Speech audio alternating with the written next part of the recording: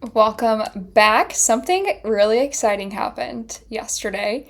Although at the time you are listening to this and when it's posted, it'll already be in the past. But yesterday was the day that I launched this podcast. So I'm still riding off of like a high today. I think I just been really like relaxed, really resting, and just kind of like taking in all the excitement that everybody has been putting out into the universe after I launched this. So, as you guys are watching this on episode 4, we are officially out and everybody's excited for this. So, hopefully, that energy is still happening here.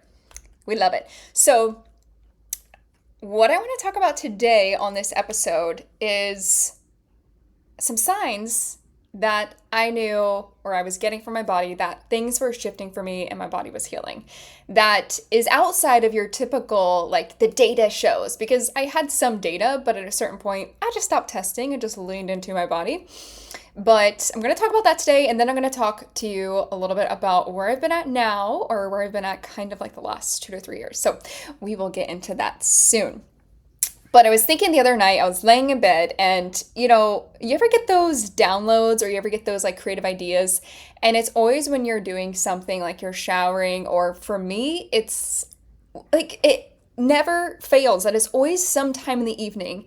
And does that not make sense when like cortisol is lowering in the evening and my brain is starting to shift into more of like the relaxed state, the I forget what specific brainwave state it is. I want to say theta, but like, don't quote me on that. But it makes a lot of sense that my creative thoughts are coming when it's in the evening or when I'm laying in bed, and it's so effortlessly that they just come in. So, anyways, that's really cool. But something that came in that I wanted to share, I was like, should I do this as content? But it's like, let's talk about this opening up the episode. But some things that I've been doing before bed that literally is the best sleep. And this is not going to be supplement related. So if you think that like she's going to have an ad for a supplement that you should buy and get 10% off my code, that's not happening here.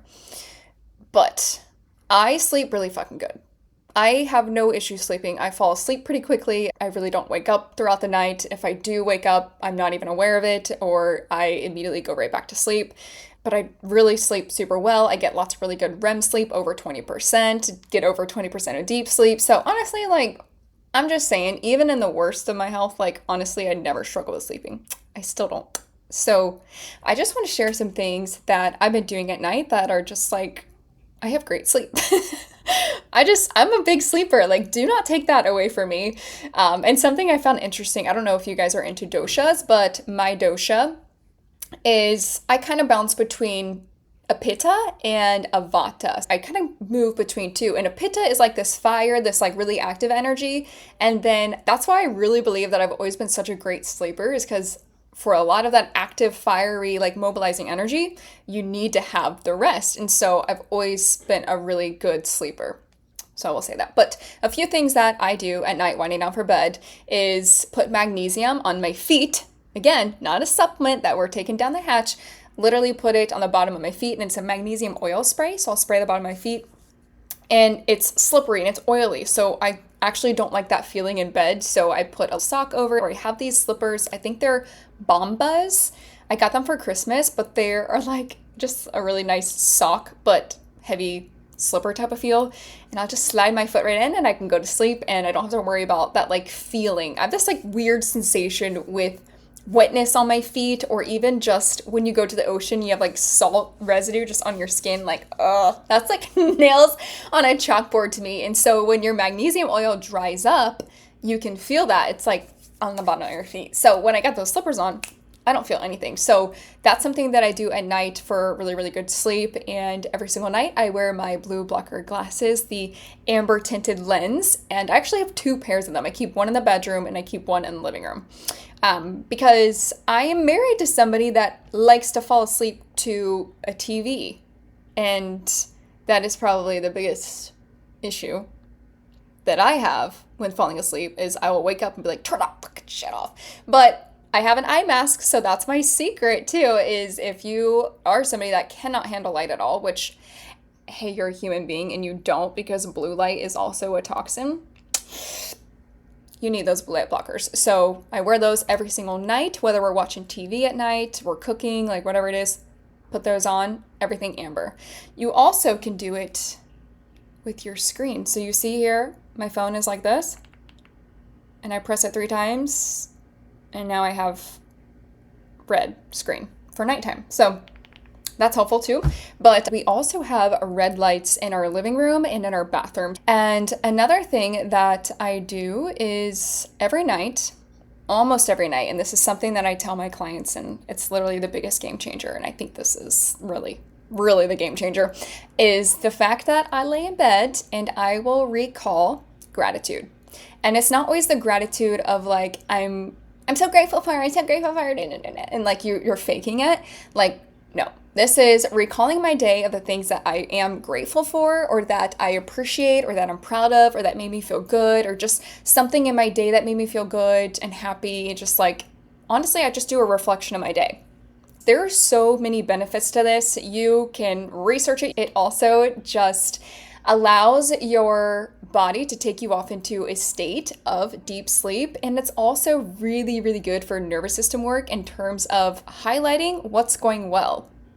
Like, how often do you just recap your day after your, like, is the only way that you feel good about your day is off of your to-do list? Like, where were you actually present in your day? And so doing gratitude at night forces you and instills a pattern of being more present in your day, because you got to be able to recall the things that made you feel good in order to feel what things went well, or to be present in your day.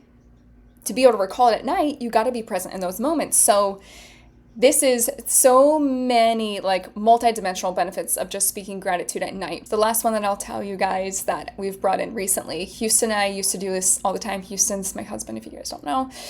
He is also not on social media at all. So if you're expecting like to get him on this podcast would actually be really fun. I would love for him to do it, but you will not see him on my social media. He's not even on social media. So good luck. So I'm the person that's on like YouTube, TikTok, I'm on Instagram, I'm like everywhere, right? And my husband's like, I ain't on anything, not even Facebook. He's not even in my family group chat on Facebook Messenger. You cannot get a hold of Houston unless you know his number. So I love that about him, but that is kind of a funny dynamic. But something that we've been bringing in together is doing gusha, trading gusha on each other. And we were doing this leading up to our wedding for a little while, and we like really loved it.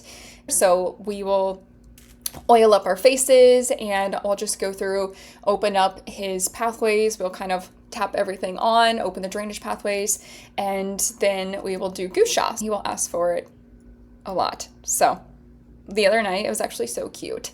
He wanted gusha, and we just laid in bed, and I was just doing gusha on him, and he literally fell asleep as I was doing it, and that like touched my heart. I was like, I put him to sleep. That was so cute. So anyways, those are some things that I do at night. So let's go into this episode of some signs that I was noticing that I was healing. Because the last episode I shared with you kind of really the chaos, the crumbling of everything. So let's hit on this episode for what was actually going well when I started to notice that things were shifting for me. What I want to really come across here is that losing weight it felt like the very last thing to happen for me. Losing weight is kind of like the last thing your body will let go of when it's trying to heal for you and move things and shift things around and get back to homeostasis. And so that's something I'm seeing across in my own life and what I was seeing across in clients that I work with. So a lot of the times when I say signs that my body was healing, the weight loss wasn't the first thing. And to be honest, even seeing like 3 to 5 pounds change in a longer period of time, that can still feel defeating, because there's so many times in my life where I had dropped like 10 pounds or, I was able to lose weight easily. So only having the scale move maybe 3 to 5 pounds in months at a time can be very defeating. And so I do want to say that, yeah, dropping 20 pounds in my healing journey took 2 years. It took 2 years. So that was kind of like the last thing to move for me. But all in all, looking back, a big picture is like the ability for my body to start losing weight, just like I wasn't doing calories in, calories out, cutting macros. Like I said, fuck all that. Like, nope, I'm going to eat to what feels good for me, what is nutritious for me, and stop tracking macros. And I actually worked out less. So the whole, like, if we what my endocrinologist told me of, oh, you want to lose weight, like cut your calories and work out more. So yeah, I did the opposite of what she said. I actually went and flipped into, all right, I'm going to nourish myself. I'm going to eat well and make sure I'm eating enough. That was my motto. Make sure I'm eating enough. And also, I'm going to peel back on some workouts. I was doing 2 workouts a day. Don't tell me to work out more. At what capacity can I? So, yeah, so I started dropping weight, and this took over the course of 2 years, but seeing those little shifts in weight were signs that, okay, my body's shifting things for me. So actually, like, that is a sign that my body is healing. I actually got to the point where I removed high intensity interval training altogether. And I'm a sprinter. I was a sprinter in college. I was a sprinter 10 years. So not sprinting, not doing high intensity interval, doing circuit workouts, like fast pace, like that was all that I like really knew and did well with. Like even my strength training workouts, I would make it some sort of sense of like cardio, right? So to pull back completely on that is still like, I can't believe I did it, but now I still am not really super drawn to high intensity interval, and I'll kind of work it in every now and then, but that's something that I took out completely in order to help my body heal, because at that point it wasn't helping me, and it was another state of stress. It was another stressful thing putting on my body, even though exercise can be a good stress. Sometimes when your body is in a very sensitive state, and in the state that my body was in, at that point in time, HIIT workouts, high intensity, was honestly just too much for my body, and it was just contributing to cause problems, because even though a good stressor, it was still too much of stressors altogether for everything else my body was feeling stressed about. So some other things that I was noticing besides the weight loss is I stopped being so negative towards myself, and I became more compassionate. And I think that had a lot to do with, again, the gratitude, but a lot of the mind and body practices I started to bring in. I started to realize my healing and health journey wasn't solely in protocols. It wasn't solely in just, supplements and getting the testing and yada, yada, yada. It was multidimensional, and I really started diving into nervous system work and understanding my nervous system and slowing things down, where I went with the pendulum, like literally have a pendulum here. My pendulum swang from like, I was high masculine energy, especially starting my business, my coaching business. I swung all the way the other direction to super feminine, super slow. I began my day super slow. I wasn't doing workouts in the morning. I wasn't doing fasted workouts. I wasn't skipping my meals, honey. I wasn't forcing so much productivity at the expense of like the energy and the mental weight, like in order to just be productive like everybody else. I started slowing down a lot. And I was honestly working with some business mentors at the time, and I swang so much into like this feminine slowdown mode that everything they were telling me to do in my business, I just felt like, no, this is too masculine. I've been there. I've done that. I am not operating my business in that way as I'm trying to get my body to heal. So I actually stopped working with a business mentor group that I was working with, because I knew at that point in my healing journey that it was just too stressful. It was so much ideas they were giving me to push and grow my company. And I do think I've definitely made mistakes in my business where I hired people too early, and I just didn't have enough foundation laid for that. I made bad decisions in that, but there was this like sense of like constantly do and be on call, be available for people all the time, like constantly push out stuff, that at that point in my healing journey, it was just like, no, like my body just was full on rejecting that. It's like, no. And if this is how you're trying to tell me to operate my business, I can't do it. This is not the way that I want to lead it, especially when I'm trying to help my body heal. Literally stopped working with a business mentor in order to help my body heal. Can you do that? Have you done that? Are you that willing to make shifts in your life to help your health out, that you literally change how you operate your business and the people that you work with in order to help your body heal? Are you that in tune? I don't know. Thank goodness I was. But yeah, I think all that slowing down and shifting was super beneficial, but it came a point in time where I would say it was last year, I really felt ready. I felt safe enough to bring in more of the masculine structure, more of that masculine productivity, to the point that like I started bringing in some sprinting workouts, and I started being more structured in my day, where I don't just use my Asana app and have all my cute tasks and like check mark them and like, cool, that feels good. But like taking the tasks that I needed to do in that day and putting it in a timeline of, okay, let's try to get this task done in this hour, but I'm not forcing myself. There's no rules. Like I get to break the rules. I get to be like, no, I'm I'm not going to do that hour. This task ended up taking too long, or you know what? I'll be able to move that to that day and I'll do it then. So really what I'm trying to say is I got to a point where I shifted all the way to the complete feminine, and then more recently been able to shift and allow both of those to take hold into my life. The action, the planning, the structure, the boundaries, to allow my feminine flow in between those. So the feminine has a place to go because the masculine is leading the way. And that's truly the balance of it. That's the balance of your energies, your yin and your yang.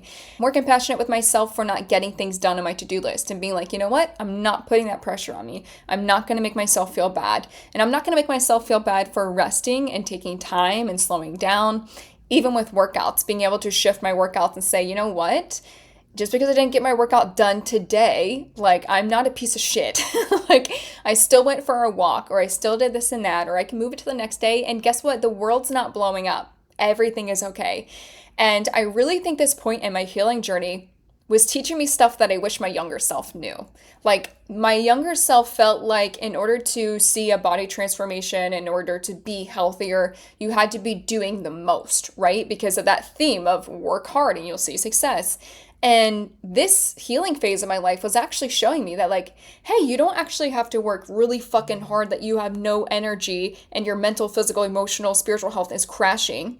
You actually get more out of doing less. And damn, if that's not the biggest lesson I really fucking needed to have, because that's changed everything for me in my approach with clients and in my life. So beautiful lessons. And I think a lot of the younger girls here, if you're in this space, there is this like deep belief that you have to work out more and you have to eat less to see that result or to work on your health. And man, that's burning some of you guys down so deep. And it's not working for you, and you have to allow yourself to change things up. You have to allow yourself to be like, you know what? When was the last time I actually thought about, have I been eating enough, like enough nourishment for myself?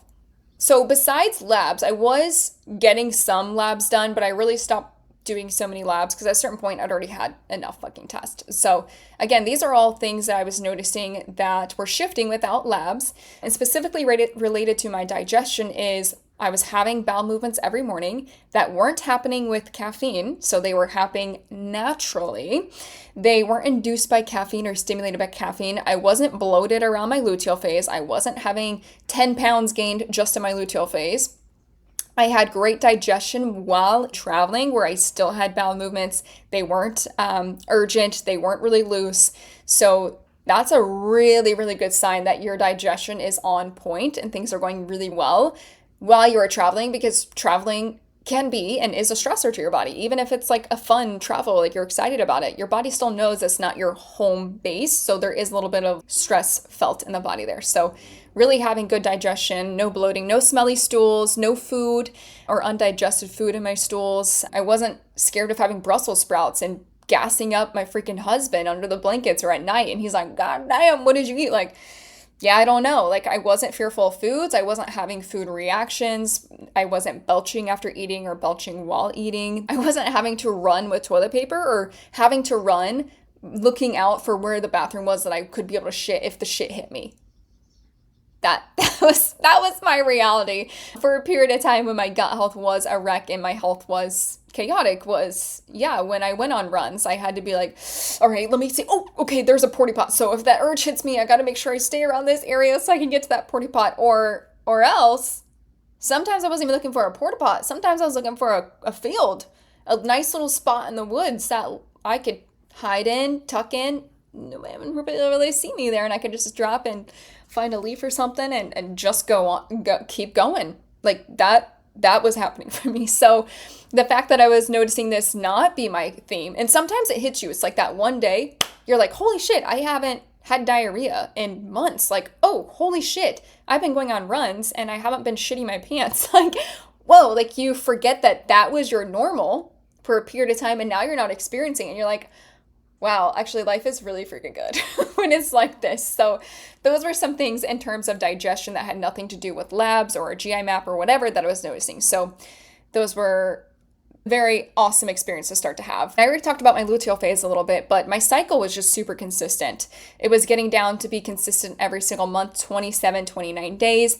It was very easygoing, no large clots. I was ovulating. I started to track using fertility awareness method. I was catching ovulation happening and I was sustaining progesterone in the luteal phase for 12 to 14 days.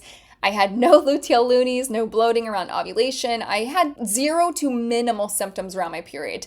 I used to always get, when I knew my period was coming, I'd get left lower back pain and it would just, I would never correlate it until my period happened. And I was like, oh yeah, duh, that back pain wasn't related to my period starting. But again, that symptom had completely gone away. So when I say that your period can be 100% easygoing, I am a living, breathing testament of it. And so many of my clients have experienced that too. So it is possible. And I also was able to understand when my period was going to come because I was using fertility awareness method. I was listening to symptoms from my body like cervical mucus and dry cervical mucus or the height of my cervix, the position of it. So there were so many things I was starting to become more in tune with that I would know when my period was going to be coming, give or take around a couple days. So that was also just making the whole experience of a menstrual cycle so much more approachable.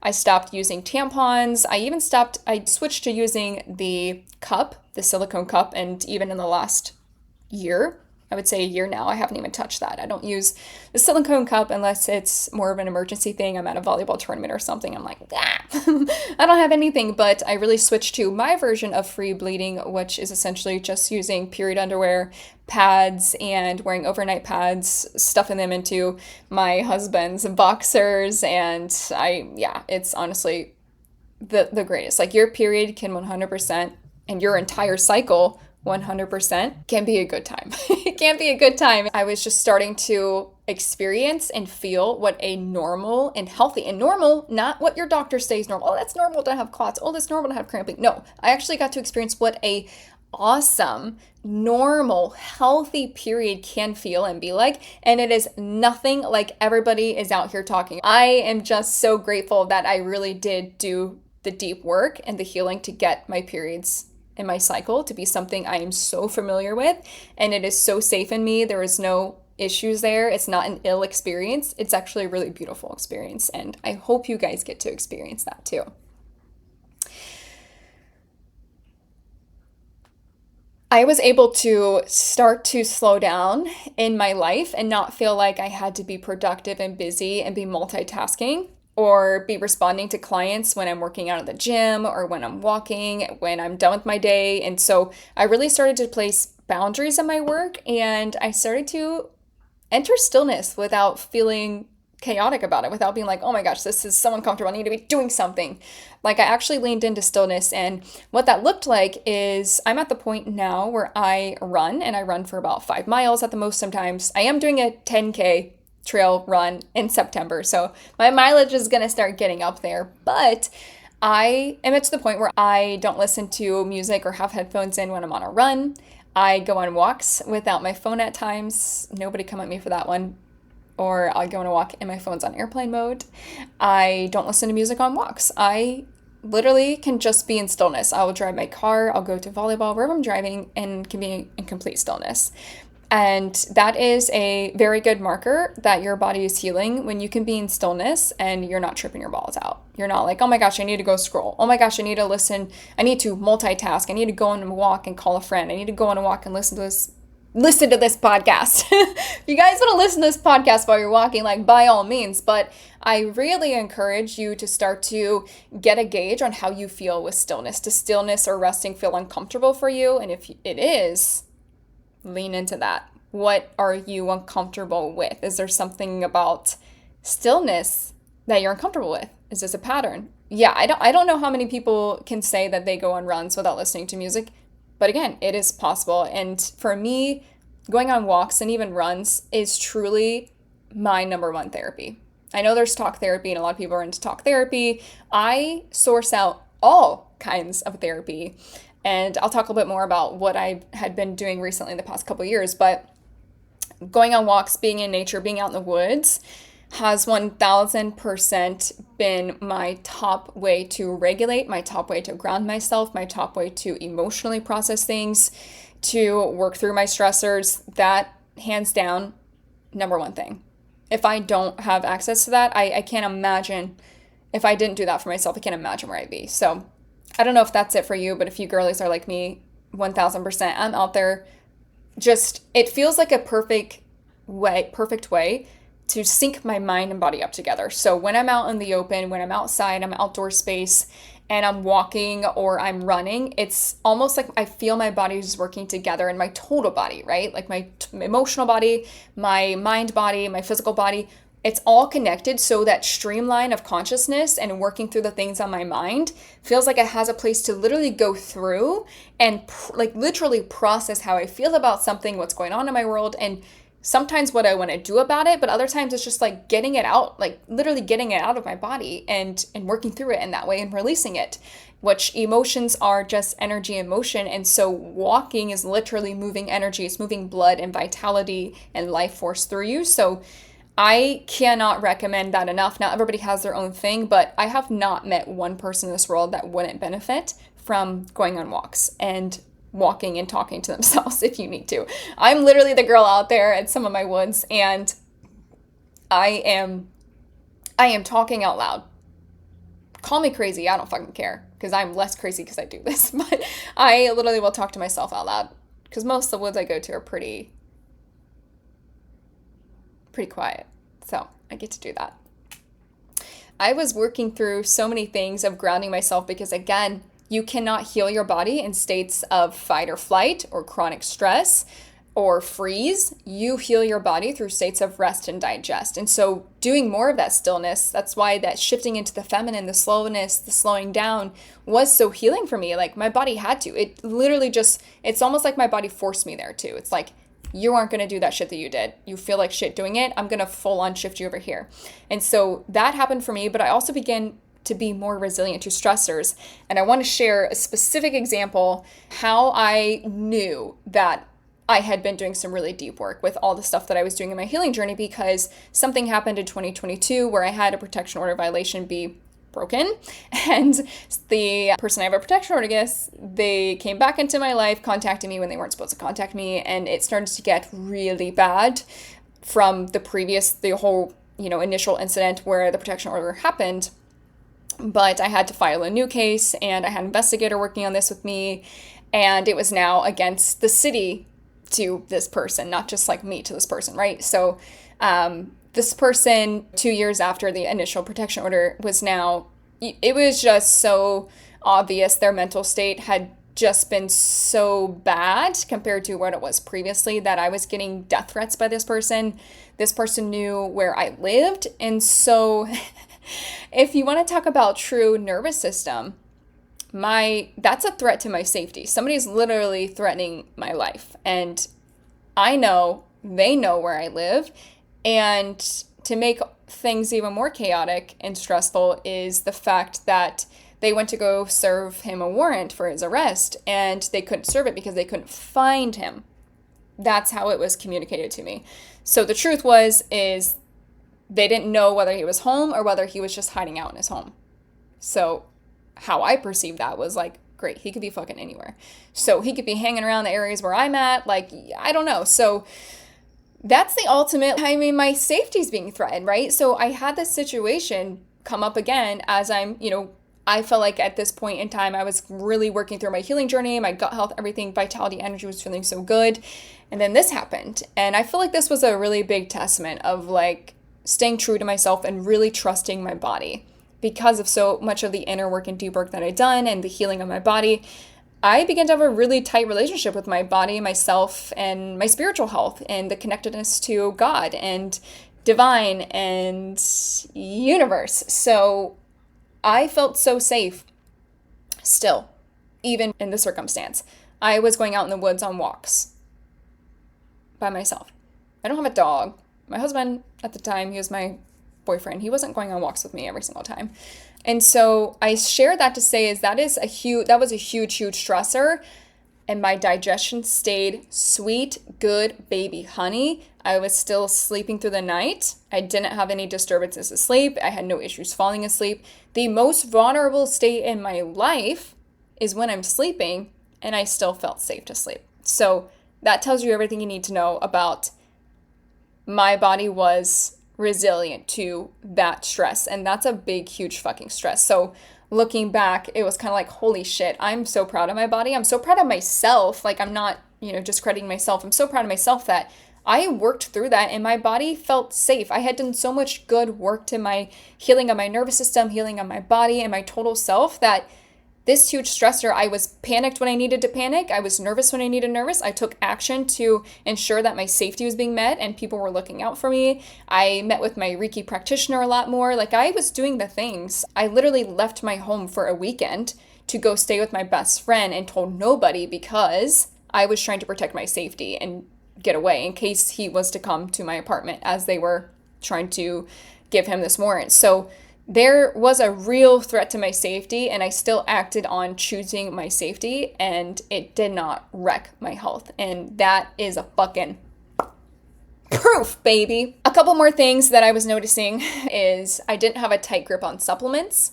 Even in those stressors, even in those circumstances, I didn't rely on a cortisol supplement. I didn't rely on ashwagandha. I didn't rely on all these supplements and tight grip on it as this is my only way of healing because everything else is not working and everything outside of me is, I just didn't have a tight grip on supplements as the one avenue for my healing. And so being able to loosen up and get rid of some supplements and be like, oh my gosh, like actually, everything's fine and Gucci as I'm even removing supplements. So again, that was another sign that my body was healing is I needed supplements less. Like, truthfully, again, less can be more. And just going to circle back to having more of a trust and compassionate to myself and trusting my body, like truly trusting my body that it knows what's best and my body will guide me and lead the way. I just need to listen. And sometimes listening doesn't mean a supplement. Listening doesn't mean, oh my gosh, something's wrong. Again, symptoms can be bad or pop up, but really it's just like, hey, get curious about it rather than, oh my gosh, something popped up. So great, now I'm not healing. Like, imagine if you're on a healing journey and you get a symptom that comes to the surface again and you just be like, oh great, see, now I'm not healing. Think of how your body perceives that. It's like it just tries to communicate to you and you just think everything it shows you is bad. Like, just listen, just get curious. What is your body asking for? What does it need? What is it telling you? If your body could talk, what would it be saying to you? So where I'm at now and where I've been the last 2 years is I have been on a preconception health journey, which really, if you think about it, it's just prioritizing my health, just covering all the bases to get my body ready for pregnancy and conceiving. So that started for me in 2023. And so we are in the summer that my husband and I are going to be open for conceiving. So it might happen anytime soon. I don't know. You guys might find out first. I don't know. But that's where I've been and where my partner is as well. I have been on a low-tox journey since my health crisis back in 2020, 2021. And low-tox journey has just slowly unraveled for me in so many different ways. I didn't start doing this all at once. I've gotten to a place where my body wash, my skincare, my makeup, cooking utensils, cookware, the swapping out of plastics. We got rid of so many plastic containers, plastic water bottles, like get out of here. Drinkware, I switched, initially got reverse osmosis water to filter my water and was adding minerals back into it. And now we kind of have both of those. We still have our reverse osmosis, but we also get a spring water delivery in glass containers where we'll get 3 of those big glass containers of spring water from Mountain Valley. When you drink spring water, you're just like, gosh, this is what water is supposed to be like. Full of minerals, full of nourishment and replenishment. It goes down so smooth. It is the best. We filter the drinking water that we have and the cooking water. We also filter our shower water. My shower head gets replaced every 6 months. And we filter our sink water. I have Filter Baby. I need to still fix it a little bit more because it caused a leak in our drain. So I need to figure that out. But we're filtering that water. So brushing my teeth, washing my face is with filtered water. Mineral testing, been doing mineral testing, bringing more minerals and nourishment in, cellular nourishing, and also detoxing. So doing some cleansing of parasite cleansing. I've done some heavy metal detox, doing coffee enemas, just restoring my cellular health, offloading. The whole point of low tox is, yes, to decrease toxins, but also to increase minerals, as those go together, because you also help detox more or offload toxins by having minerals and mineral replenishment. So that's opting for organic foods, grass-fed and grass-finished. We had a meat delivery system quite a few months. Husband swapping out his plastic boxers for some cotton ones or 100% cotton. We filter the air in our home. We have an air filter. We have the candles, the sea salt candles with beeswax. We have the red lights in the kitchen. We filter our home air with plants. There's plants like this one's that's a real plant. Like that's fake, but there's real plants. There's two right here. I have plants on here. I have a lot of plants in the areas that we are hanging out the most, and especially having spider plants are a good one, and snake plants are really good for absorbing toxins and cleaning your air and pushing out good. So just been on a whole journey. I've even been switching out my activewear. That was the last thing for me in my journey, was swapping out my clothes. But I will try to avoid plastic clothes as much as possible, or at least get the smallest percentage of that fabric with plastic fabrics. There's actually a lot more stores now switching to 100% cotton, so you can find more plastic-free clothes. And some other things I've been doing on my preconception journey is acupuncture, Reiki, energy healing, subconscious rewiring, on a couple of microdosing journeys with psilocybin, and I've also brought in hypnotherapy. I've been dream journaling, so I keep a dream journal next to my bed where I will wake up in the morning and write things down. Getting really intentional, so setting intentions on maybe just things I'm asking for help with, or being really intentional in my health practices. Doing lots of meditations. I cannot recommend Insight Timer enough. I love guided meditations, but it also just has music. It has breathwork journeys. You can sign up for yoga. It is 10 out of 10 app. Highly recommend it. Been doing coffee enemas, just really helping my drainage pathways, sauna blankets, rebounding. I've been working on raising my body temps, mineral balancing, energy testing, just to be really specific on what's for me and what's not for me in terms of supplements or even working with people. So many different avenues that you can use energy testing for, but mostly just having more of a conscious conception that my husband and I are both making conscious and intentional decisions for our future and for conception, even to the moment that we actually are conceiving, just creating the space to be, hey, this is what we're kind of, the energy we're coming into this. We're not going to have a drunk, like for me, I know some people have conceived and they're like, yeah, I was drunk as fucking shit. And it's like, that's not for us. And we've had conversations about that. So having mature conversations about what kind of parents we want to be, how do we want to parent, even in terms of what ideas we have for pregnancy, ideas we have for birth, and jotting down like things that are a no for us and things that we might be open to. So having those conversations to really have a whole complete conscious conception of him and I working on preconception health. He's doing his own pathway. I'm doing my own pathway. My husband isn't a replica of me. I'm an integrative health coach. I study this. I live and breathe it. He doesn't. And I can't force him to change and do everything that I want to do. That would be controlling. Everybody has their own journeys. So whatever he's open to, I love that. And I'm super excited about it. And I will do my job in terms of educate him and give him some information that I'm seeing if he's open to hearing. But he's not going to have the same journey as I am. I respect his journey, that he's not a replica of me. He doesn't take interest in the full spectrum of the things that I do. But I will say that my cat and my husband are detoxing, and that's actually funny. I love it. My supplements are super minimal. I basically am rotating in Shilajit, cod liver oil, desiccated oyster, sometimes a beef organ blend, collagen at times, binders every now and then, just kind of on and off, and maybe for specific situations with coffee enemas. Being specific and intentional with loose leaf teas. I believe that teas have different spirits and purposes, and I utilize teas for those avenues and what I'm kind of looking forward to connect with that tea. And honestly, relying a whole lot more on my intuition and knowing what is good and true for me and just letting the rest go. I know so many of you are trapped in information overload and like, should I do this? Should I do that? Like, do you trust yourself? Can you trust yourself to just hey, what do I actually feel is working for me? And you will find that your intuition knows best. Some of you aren't really listening to your intuition. You think you are. That's a whole different conversation. Do I really feel this is good for me? I feel like energy testing is something that really helps you start to trust and be more connected to your intuition. So I don't know if you guys want to get on board with that. There's lots of resources out there, but a pendulum is one avenue of energy testing that I do.